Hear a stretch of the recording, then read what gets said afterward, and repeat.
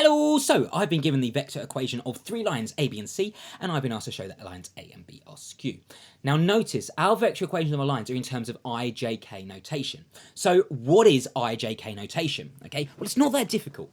If you think a vector, in kind of geometric terms, kind of what it actually visually looks like, is just a movement from one point to another point, okay? And if you think about it, every point can be expressed in either terms of left and right, up and down, but also forwards and backwards as well, so 3 dimensions, okay? So if I just draw that down on a Cartesian plane, we call it, or Cartesian coordinates, okay? So this is my X direction, moving left and right, this is my Y direction, moving up and down, and this is my Z direction, moving sort of forwards and backwards as well, okay?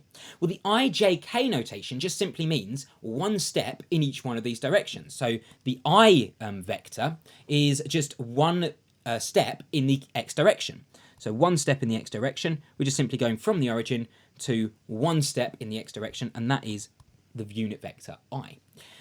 The J then is just one step in the Y direction. So the J is just one step upwards in the Y direction, okay? And then the K, you've guessed it, is just one step coming out at you in the Z direction, okay? So that's all IJK is. It's just one step in each one of these directions. And if you think about it, every point can be expressed in terms of, so every point is just can be expressed as a vector moving from the origin to that point, okay? So it's just a, you know, vector is just a movement between 2 points, okay? And every vector, every kind of point can be expressed in terms of this IJK notation. Let me try and show you.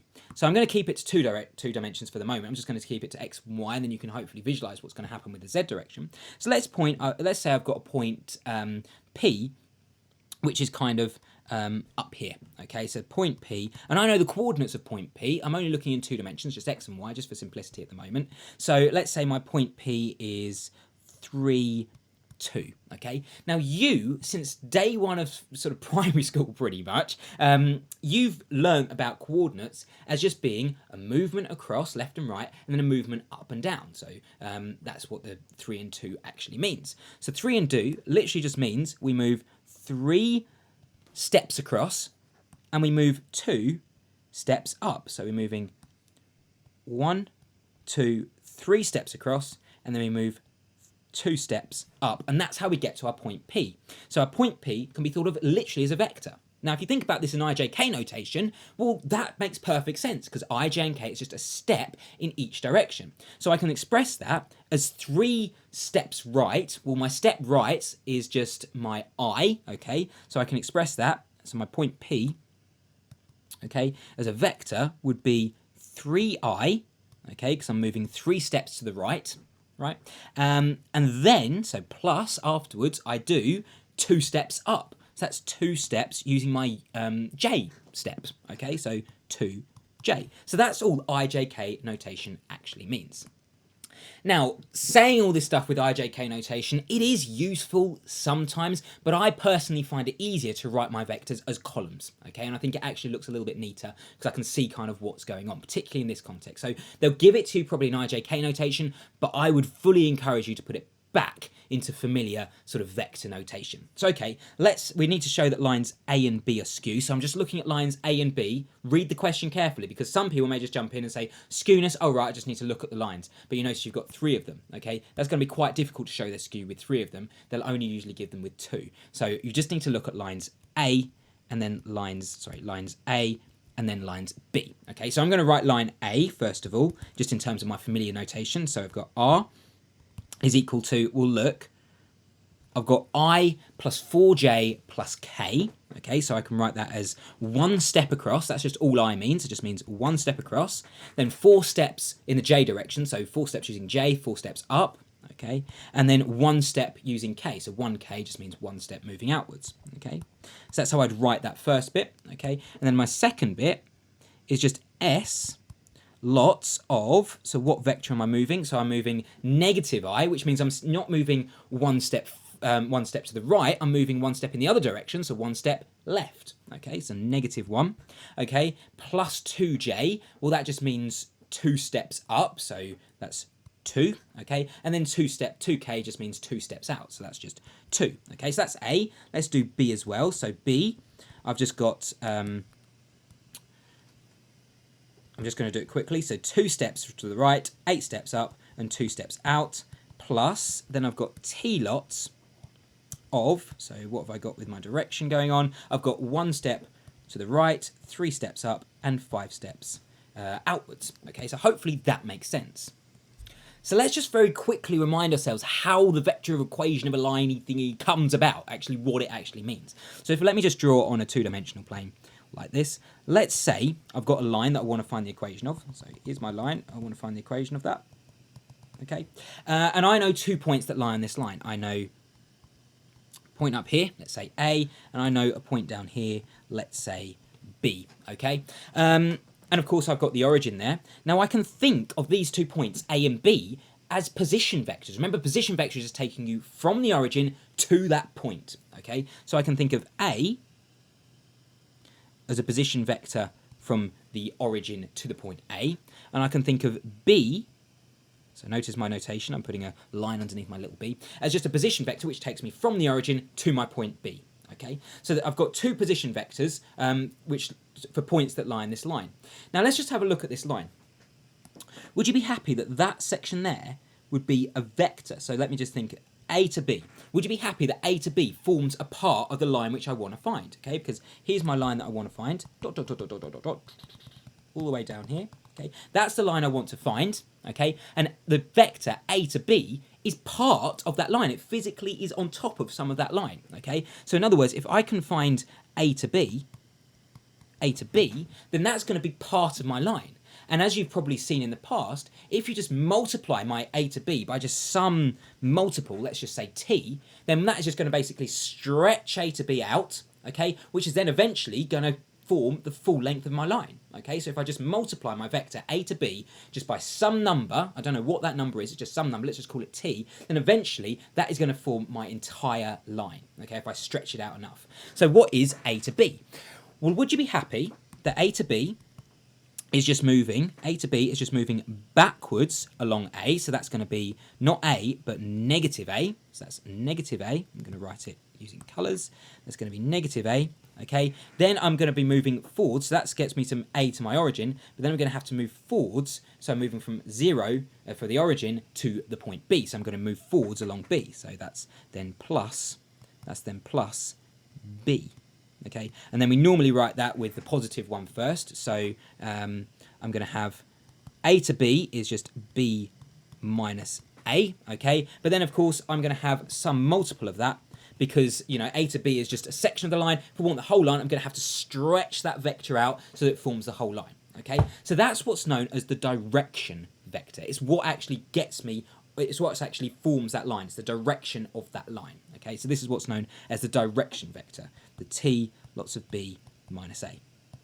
Okay, but let's just think about that. Okay, at the moment, if I just get rid of these, okay, if I just get rid of these, at the moment, this thing here is simply saying any vector that is parallel to this. Okay, so it could be this one, it could be the one which I want, but it could also be this one down here, it could also be this one down here, it could also be this one down here, it could be also this one up here, etc, etc, etc. So basically, because I don't have any kind of, you know, it's because it's not fixed in space, it could literally be any vector that is parallel to this. I've got the direction sorted, I know kind of the direction, but I don't actually know where on my plane it actually lies, where in my grid it actually lies. So in other words, I need some kind of position to actually get me onto this line. Okay, so if only I had a vector which would get me onto that line.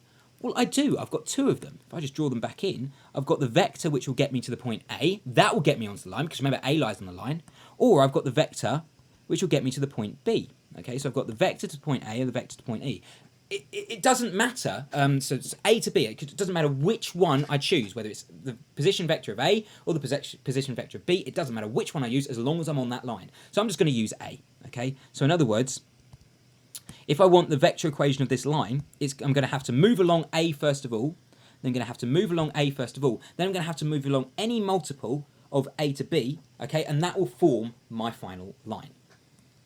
Okay, so in 3 dimensions, I can have 3 options, okay? I can either have that these 2 lines, so I've got 2 lines now, okay? So I'm just thinking about terms of lines now, you know, I've got the vector equation of them, now I'm just thinking about ordinary lines, so you don't even have to think about vectors for this bit. Okay, I can either have, if you think about 2 lines, I can either have that they are parallel to each other, in which case they'll never intersect. So if they're parallel, then what does that mean in terms of kind of like the vector equation of the line? Well, what that means, the direction vector, remember the direction vector is literally getting you kind of, it's this kind of thing. I've just shown it to you, okay? It's like the A to B bit, all right? It can literally be any vector which is parallel to that. I can literally show you. It's this one, this one, this one. So if they're parallel, we're just interested in looking at the direction vectors, and they should be the same. Now, they can be any multiple of each other as long as they're fundamentally the same, as long as they're moving in exactly the same direction. So parallel means that the direction vectors are the same. So in other words, the B minus A bit should be the same, or any multiple of each other. So it could be like 3, 2, or it could be like 6, 4. Okay, because they're just multiples of each other, that means they must be parallel to each other. Okay, so direction vector bits must be the same. So in other words, I'm looking at the B minus A bit. Okay, so the B minus A bit must be the same. So in other words, I look at these two lines, and if they're parallel, then these two bits must be just multiples of each other. So basically, let's just look at the the direction vector bits. So I've got -1, 2, 2, okay? And then I've got 1, 3, and 5. Now, if you just look at them, they've got no common factors in common. So to get to -1 to 1, what do I have to multiply by? Well, I have to multiply by -1, okay? To get to 2 to 3, I have to multiply by, what's that, 3 over 2, okay? Well, clearly, because those two things are not the same, and likewise this one, I have to multiply by 5 over 2, okay? Because these aren't the same, if they were the same, they'd be great, because that would mean they're parallel. It's not, so therefore they're not parallel. So with these types of questions, you need to rule these first two out. So first of all, you need to rule out, to show their skew, you need to first of all rule out that they are not parallel, which we've done. Okay, so you need to show that these direction vectors are not the same. So they're not parallel. Okay, so what's the other type of condition that we can have on these two lines? Well, the other type of condition we can have in lines is that they intersect. So if I draw one line, and then if I draw the other line, for example, then they must intersect. They're straight lines, remember, they must intersect. If they're not parallel, they must intersect if they're in 2 dimensions. So they intersect. How do you show they intersect? Well, if they intersect, are you happy they share a point in common? Now, how do we get the points for these lines? Well, we just simply look at this. This is literally what these vector equation of lines are telling us. They're telling us the points on this line, okay? So you just change S or you change T, and they'll get you to a different point on the line. That's basically what's going on there, okay? So if they share a point in common, then in other words, there should be a point where these two lines effectively are equal. If you just think about ordinary simultaneous equation, for example, if I give you like X, or if I just give you like y equals x plus 2, okay, and y equals 3x plus 4, okay, and I say solve these, I basically mean find where they intersect, okay, I'd set them equal to each other and you solve them simultaneously, etc. So I basically just have to solve these two simultaneous equations, effectively, these two vector equations, set them equal to each other, and I basically need to solve them, and if I find they work, then I find the point of intersection. If I find they don't work, then it means that they don't intersect. So let's just very quickly do that. So I'm going to set these two things equal to each other. So I've got 1, 4, 1 plus s lots of -1, 2, and 2, okay? And that should be equal to, so that's just simply taking that first line, okay? And I'm just going to set it equal to that second line. So I've got 2, 8, 2. Plus t lots of 1, 3, and 5, okay? I'm actually going to write these out kind of like as just one vector, so at the moment I've got kind of like 2 vectors with like multiple in the middle.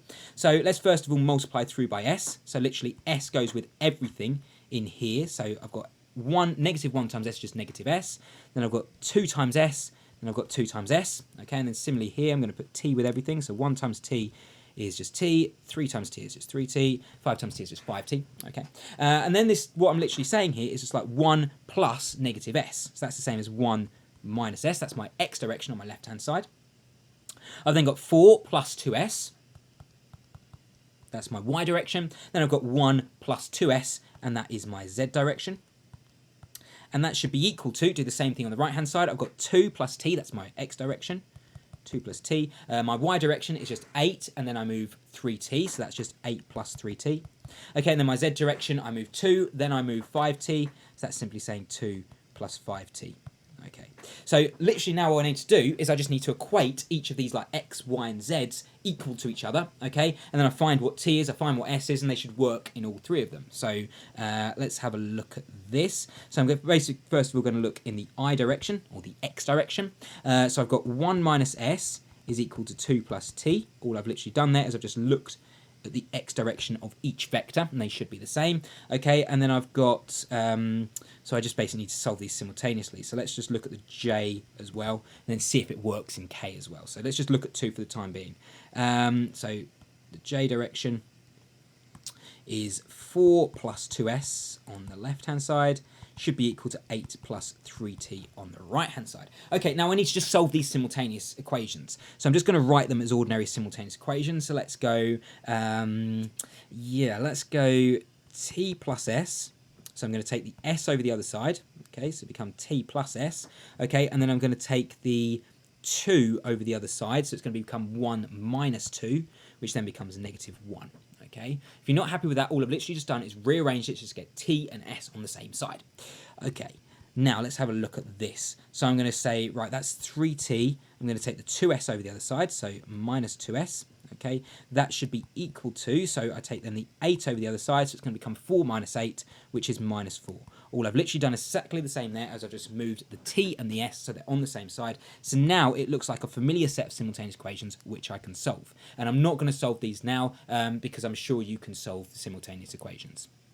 So these are the 2 solutions which you get out of the simultaneous equations. You can do it yourself and you can check you get the same answer. Now all I need to do is I need to sub these back into my final one which I haven't used, my final equation which I haven't used, which is my k1. So my k1, which is 1 plus 2s, is equal to 2 plus 5t. I've literally just used that final one there. Okay, then I need to use t and s in that. If it works, it means it intersects. If it doesn't work, it means it must be skew. Okay, so so let's put t and s into here. So I've got 1 plus, so s is 0.2, so 2 times 0.2 is, I don't know what that is, it's 2/5 anyway, is equal to 2 plus 5t, so that's going to become a minus, that's 6/5, so that's, I think that's minus 6, I'm not sure, just check that on a calculator if you're not, but I can instantly see that's not going to work, because 1 plus 2/5 is not the same as 2 minus 6, because 2 minus 6 is negative 4. Okay, and clearly I'm going to end up with a fraction on the left hand side. So the final thing which you put down there is because there's no value of t and s which works, then that must mean they don't intersect, which means that because I've shown they're not parallel and because they don't intersect, they must be skew. Okay, what does skew mean? Well, it only happens in 3 dimensions. You can't really visualize it in 2 dimensions. But what it means is, let's say, for example, my arm is a vector. Okay, so that's one vector that looks like that. Okay, then let's say I've got another vector that looks like this. Well, you're happy that these 2 things are never going to meet. So that's going to go off in that direction. This thing's going to go off in that direction. It's never going to meet. Think about the red arrows, okay, when they kind of come in, when they kind of come in together and they just kind of miss each other. That's basically what skew is. It just means that they kind of miss each other. So because they're not parallel, the direction vectors aren't sort of multiples of each other. They're not the same, and because they don't intersect, there's no values of t and s which are equal to both, which work in both equations. Then they must be skew. Okay.